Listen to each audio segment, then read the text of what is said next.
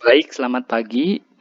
Bertemu bersama saya lagi Muhammad Jakfar dalam mata kuliah yang diampu Bu Yuni dan saya, yaitu Topologi Universitas Negeri Surabaya. Hari ini kita ingin membahas mengenai fungsi kontinu. Apa itu fungsi kontinu? Berikut definisinya. Misalkan ada dua ruang topologi X dengan Tx sebagai topologinya, dan ruang topologi Y dengan Ty sebagai topologinya.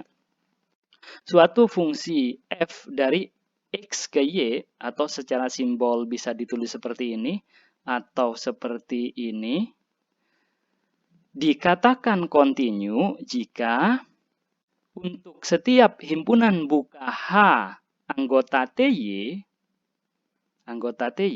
berlaku inverse image dari H juga harus anggota Tx. Agar mengingat apa itu inverse image dari himpunan, itu definisinya seperti berikut.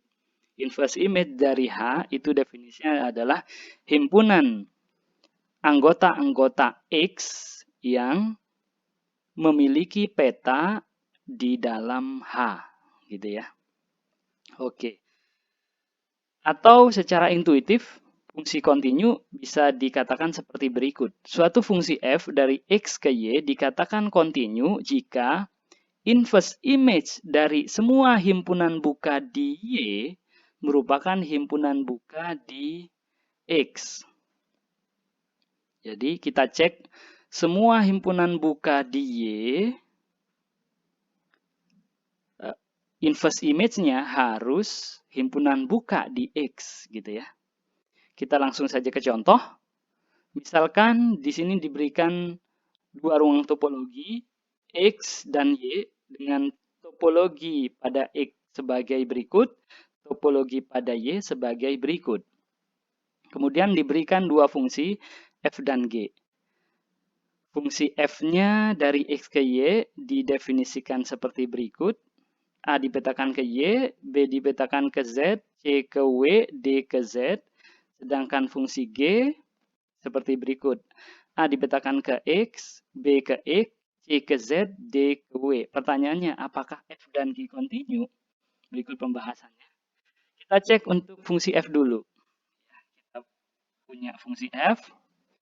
Untuk mengecek dia merupakan fungsi kontinu, iya atau enggak, kita harus terlebih dahulu cari himpunan buka di Y. Kita punya dua ruang topologi, X dan Y.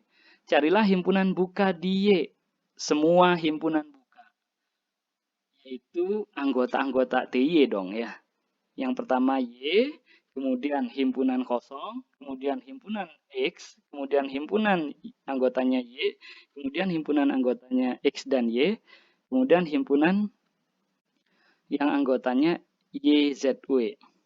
Selanjutnya, kita cari inverse image dari himpunan-himpunan buka tersebut. Inverse image dari Y, kita cek. Lihat, ini adalah Y. Inverse image dari ini adalah carilah anggota-anggota di X yang kalau dipetakan masuk ke Y.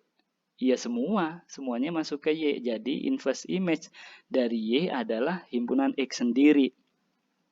Dan kita tahu himpunan X adalah anggota Tx.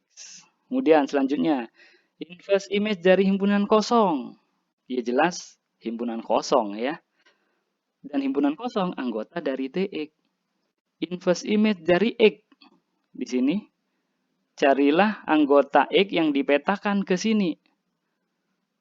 Ya nggak ada, jadi himpunan kosong dan himpunan kosong anggota Tx. Kemudian himpunan Y. Ini ya, inverse image-nya adalah ya hanya A aja yang dipetakan ke dia. Jadi inverse image-nya himpunan A. Dan himpunan A di sini anggota Tx. Selanjutnya, kalau X dan Y. X dan Y, carilah anggota-anggota himpunan X yang dipetakan ke himpunan X dan Y. Ya hanya A saja. Ya. Dan dia anggota Tx. Oke, dan yang terakhir kita cek untuk himpunan YZW. YZW, inverse image-nya adalah ya semua anggota X. Jadi inverse image-nya adalah X sendiri dan dia anggota Tx. Jadi fungsi F kontinu karena semua himpunan buka di Y, inverse image-nya juga merupakan himpunan buka di X. Lanjut, untuk fungsi G. Untuk memeriksa apakah fungsi G kontinu atau tidak, langkahnya sama. Kita lihat semua himpunan buka di Y.